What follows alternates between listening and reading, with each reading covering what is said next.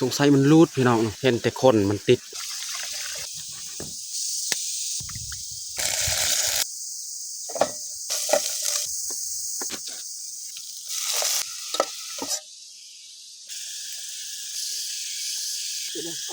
แม่ดังเลยแม่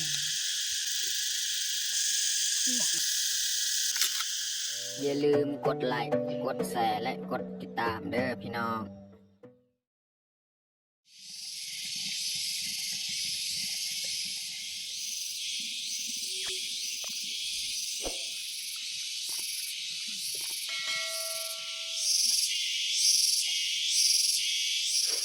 กล่าวทักทายสบายดีเบิร์ดสู่ฟูสู่คนเนาะยินดีต้อนรับเขาสู่ซองบาวยืงมื้อนี้กะมาซักเขาให้ต่อเนาะแล้วก็มื้อนี้กะบ่ได้เอาลูกสาวมานำยังอยู่บ้านเนาะแล้วก็มื้อนี้นี่แม่นแม่อีกมาซอยเสียหญ้ามื้อนี้เนาะส่วนเฮากับเมียก็แม่นซักข้าวปลูกข้าวแล้วก็แม่ก็เสียหญ้าเพราะว่ากระโลงที่ใส่ข้าวหั่นบ่มีเนาะก็เลยแม่เสียหญ้าคอยกับเมียนี่ซักข้าวให้แล้วมื้อนี้เฮาก็ถือข้าวน้ำมานำมาเฮ็ดกินเฮ็ดยากอยู่เถียงไห้คือเก่าแหละตามเดิมตามเคยนะโอเคมีแต่ทุกคนติดตามเบิ่งติดตามชมกับพวกเฮาได้ยาวๆเลยตอนนี้ก็เมียกำลังผสมน้ำยาใส่ข้าวของเฮา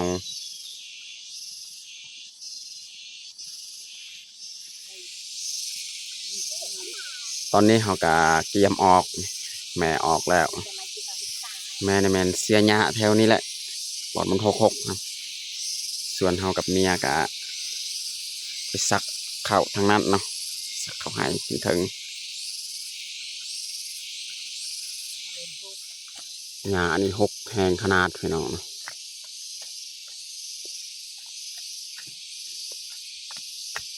แม่จะเสียหญ้าบนใดหกเพราะว่าช่วงนี้นี่แดดแห้งถ้าว่าหญ้าตัวใดถือเขาเสียมันก็ตายเกลียงเบิด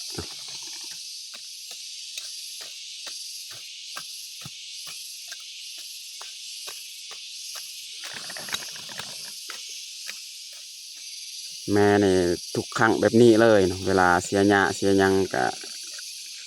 สูบกอกไปนำเพราะว่าแม่นี่ติดไปดนแล้วเนาะเลิกบ่ได้คือคนที่เคยสูบยากับอาซิฮูเนาะคนเคยติดเหล้าติดยังกับประมาณนั้นแหละแบบนั้นแหละพี่น้องเนาะแต่ว่าเขาสูบแบบนี้มันดีกับคนที่สูบบุหรี่แบบบ่ใส่น้ำเพราะว่ากอกนี่มันมีน้ำเขาใส่อยู่ในมันก็แค่แน่อีกหน่อยนึงพี่น้อง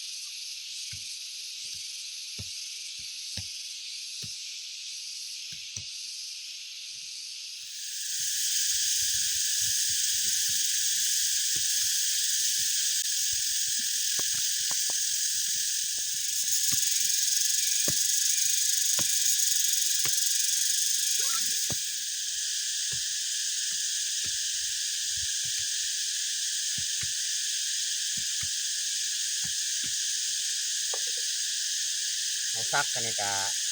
ใกล้เที่ยงแล้วคือพักเที่ยงเราแล้วก็มีที่บางคนคอมเมนต์บอกให้เบายิงว่าเป็นยังเบายิงว่าซักแบบนี้คือเอาไม้มาซักนะ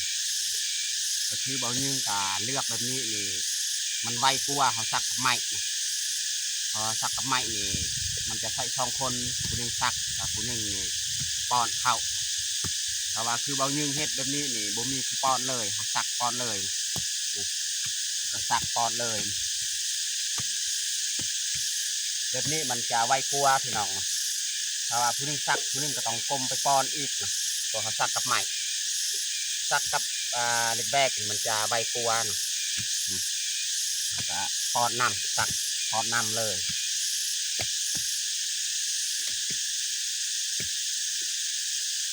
ซักกับไม้เนี่ยมันใส่2 คนแต่ว่าซักกับแรกๆนี่ใส่ผู้เดียวเลยทั้งซักทั้งป้อนเลย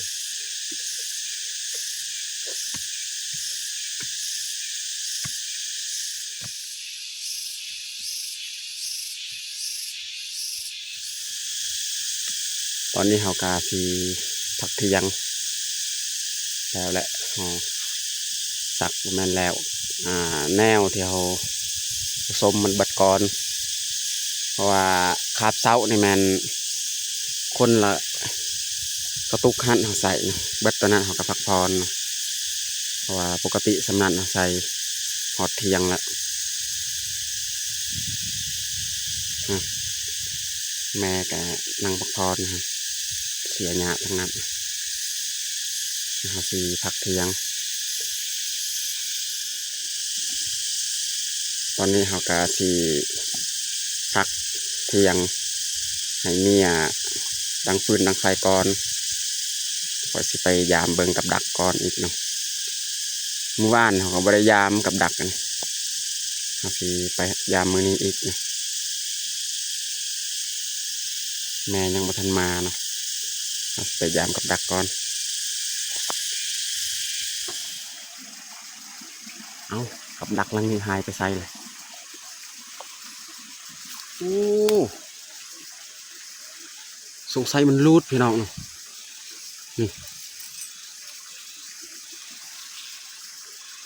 นี่เห็นแต่คนมันติด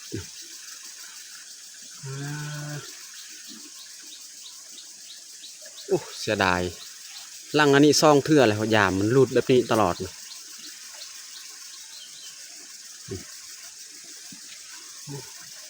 เสียดายพี่น้องเอ้ย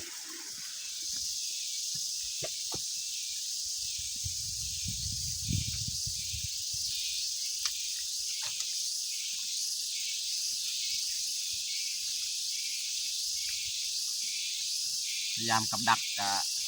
บถือพี่น้องนี่2 ลังมันถือแต่ว่ามันรุดพยายามมือนั้นกันมันรุดเรือแต่คนมันติดบางทีกับมันบ่แห้งบ่แห้งมันก็สามารถรุดได้ออกได้วันนี้เราสีมาเฮ็ดอาหารเที่ยงเลยพี่น้องเนาะผมมีอาหารการกินพี่น้องส่วนเมียก็ไปเสียหญ้าน้ำแม่อีกบอกให้คอยเฮ็ดอาหารเลยเป็นเสียหญ้าวันนี้เราสีล้างถ้วยบวงพี่น้องเนาะเฮ็ดอาหารเที่ยง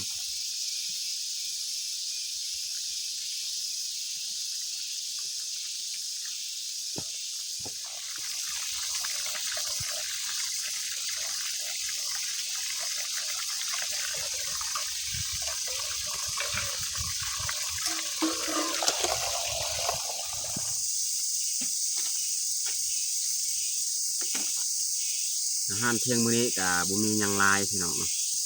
เอาสีทอดไข่พี่น้องพยายามกับดักกันนี่ก็ประมาณคือประมาณก็พอที่จะได้เฮ็ดอาหารพี่น้องแต่ว่าพยายามนี่ประมาณมื้อนี้เอาสีทอดไข่แล้วก็ต้มมี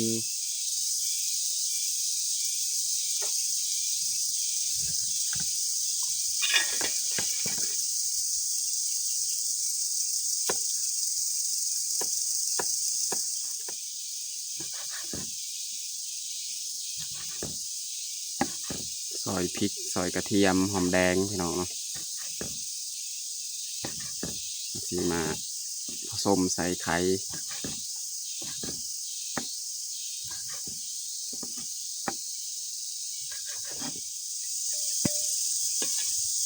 นี่เขากาซอยเครื่องหอมเรียบร้อย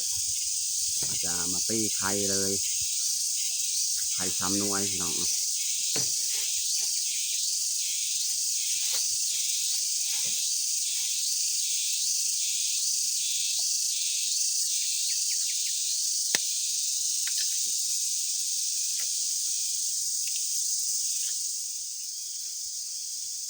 ใส่เกลือผงนัวนี่เครื่องหอมก็เรียบร้อยใส่ไปแล้วเนาะน้ำปอกน้ำปลาก็ใส่ไปแล้ว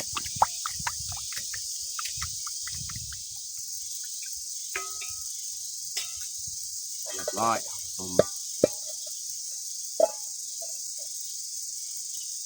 ใส่น้ำมัน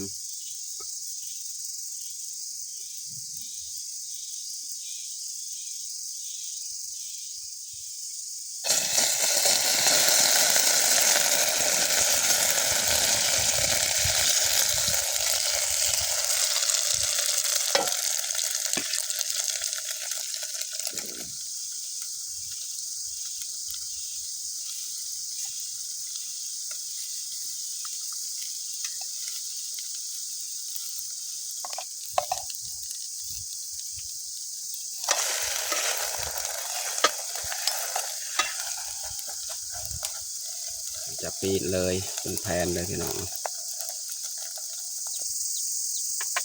ตอนนี้ก็สุกเรียบร้อยแล้ว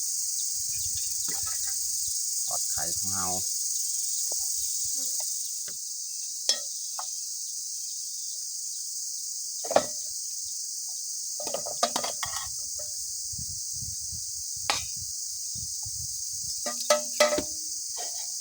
เรียบร้อยพี่น้อง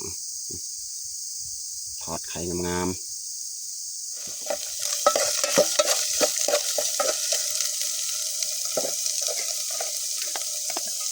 นี่ของครัวซีนครัวพี่น้องซีนโตจะแห้งๆแล้วซีนครัว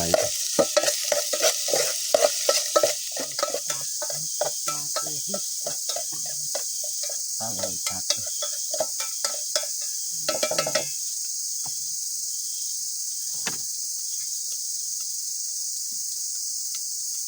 นี่ครับสีซอยสีกล้วยปลา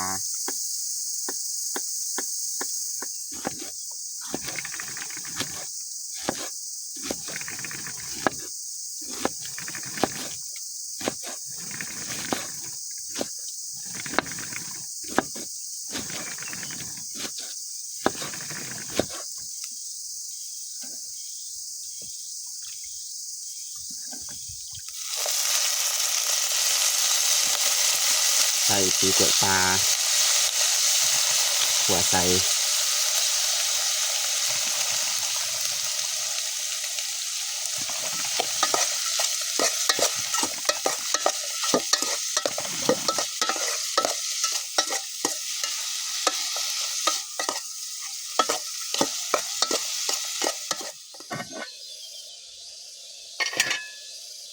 ตอนนี้ก็สุกเรียบร้อยแล้ว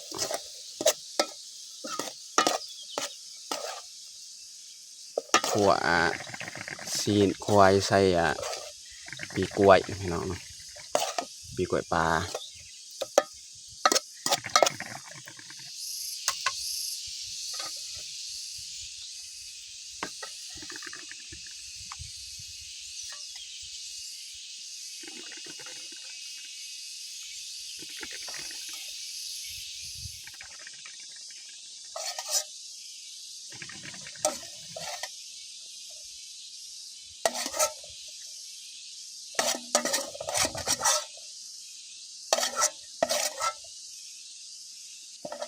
เรียบร้อยพี่น้อง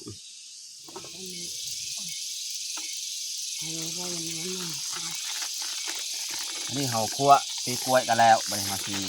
ลวกมี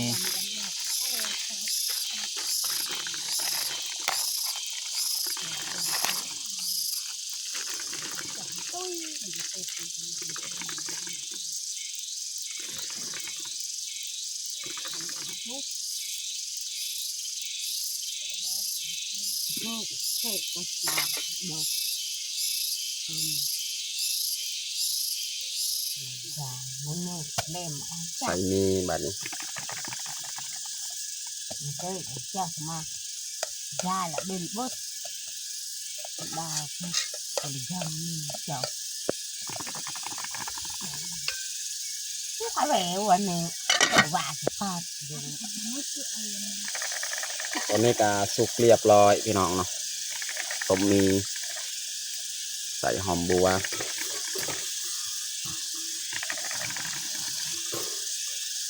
nhưng các chân thầy cột bằng huồng thì mà thầy cột thiếu ra là bị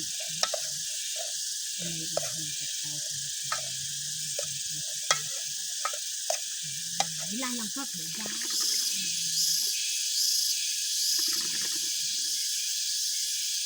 lại ở cái bài vấn này này นี่เขาจะเทเลยใส่ขวดนะ ôi chọn dân là chỉ được để lai lên thôi เรียบร้อยพี่น้อง úp vào dần còn lại ตอนนี้ก็เรียบร้อยเขาแต่งข้าวเฮานี่ khẩu là mình cắt คั่วซีนควายพวกคันเทนานี่คันเทนาแล้วก็ใส่ปีกล้วยปลาเนาะแล้วก็มีพี่น้องเนาะต้มมีลวกมีแล้วก็ทอดไข่สำหรับอาหารเที่ยงของเฮากับบัดนี้แหละพี่น้องเนาะ ra ตอนนี้ก็เรียบร้อยเขาแต่งข้าวเฮาแต่เขาจะลงมือกินข้าวเที่ยงเลยเอามาทุกคนมากินข้าวเที่ยงนำกันจ้า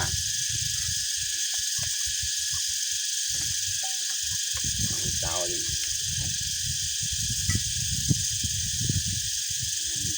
อย่างนี้จากกำลังเจ้าอยู่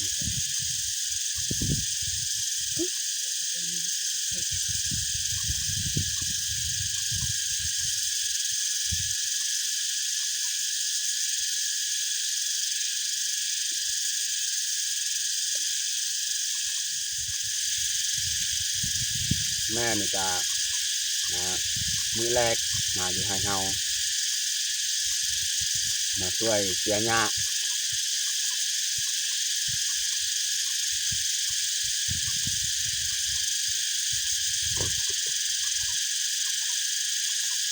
chặt vậy nè xào của áo xào các ông cái tên mình cái độc dần ra thì sao mà nào cái tay đặt tay hàng không cái đòn độc mình cầm những ông không thì làm cái đắng hay nữa dần chặt ở này hay cầm những dây dầm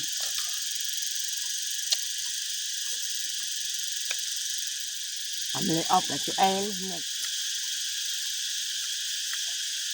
anh nó có tiền đắng mình lấy em vào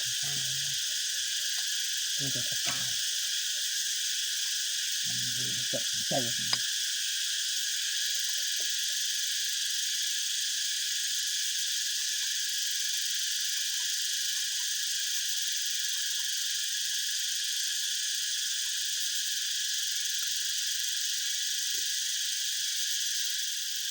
nó đặt được đi ơi sao mình đặt sao mình nói là cái dài ơi cái đào à mình tính rồi nó về đào nó đào cái đào nó có một cái đốt đào cái đào có một cái tay nó cái chành của em cái tay nó cái đào hàng khác ấy anh ảo để sao nhưng mà biết đó là mình cho cái lời của khao mình tin xem là cái gì ตอนนี้เขากินข้าวกินน้ำเรียบร้อยนะ cái gì đằng đãกินกล้วยกินอ้อย cái gì đằng cái chợ anh là cái chợ กล้วยนี่เบิ่งเปลือกนี่มันเคี้ยวเดี๋ยวมันสุกแล้ว khao cái chợ nó rất dễ dàng phải nhà